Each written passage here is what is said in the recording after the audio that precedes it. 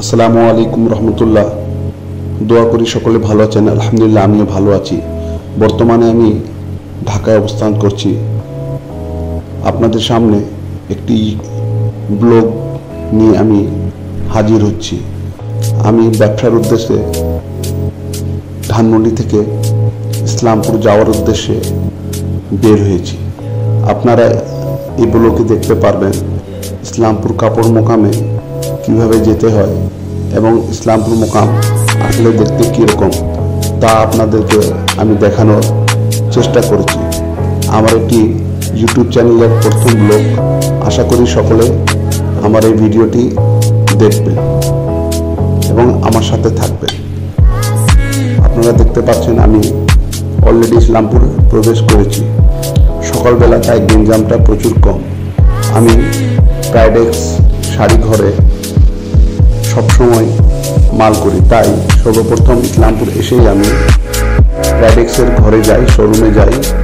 সেখান থেকে কিছু প্রিন্ট শাড়ি নিজের দোকানে বিক্রি করার উদ্দেশ্যে ক্রয় করি। তারপর Johnny print sari, Panama textile এবং পাকিবা টেক্সটাইলের কিছু মাল ক্রয় করি। তারপর সুখী প্রিন্ট শাড়ি ঘরে যাই, সেখানেও কিছু শাড়ি কিনি। কারণ আমাদের সৈয়দপুর শহরে দেখা যায় সুখী প্রিন্ট শাড়ি সবসময় চলে।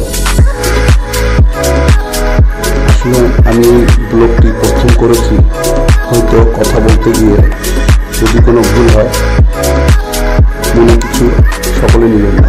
তারপর আমানুষার লুঙ্গির ঘরে যাই, সেখানে কিছু লুঙ্গি ক্রয় করি।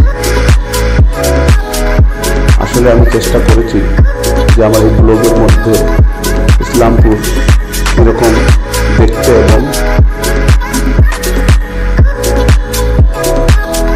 ইসলামপুর মেন রোডে দুই পাশে বড় বড় মসজিদ পাওয়া যায়। যেহেতু আমার কাজ শেষে আমি জোহরের নামাজের উদ্দেশ্যে মসজিদে গিয়ে জোহরের নামাজ আদায় করি। তারপর কিছু মার্কেটগুলা, কিছু দোকানগুলা ঘুরে ঘুরে দেখার চেষ্টা করি। আসলে আমি সকালবেলা বের হয়েছিলাম, তাই কাজ শেষে এবং নামাজের শেষে দুপুরের লাঞ্চের জন্য আমি খাওয়ার একটি রুচিসম্মত হোটেল খুঁজতেছিলাম। কিছুক্ষণ হাঁটার পর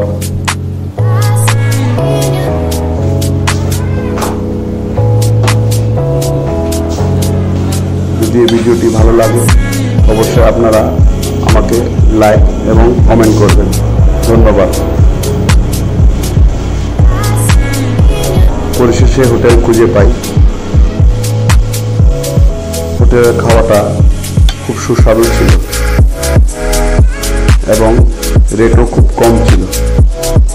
তিন ভাই হাজি বিরিয়ানি দোকানে মাত্র 160 টাকা দিয়ে আমি মোরগ পোলাও, তার সাথে একটি ডিম, হাফ লিটার পানি, মাত্র বিল 160 টাকা।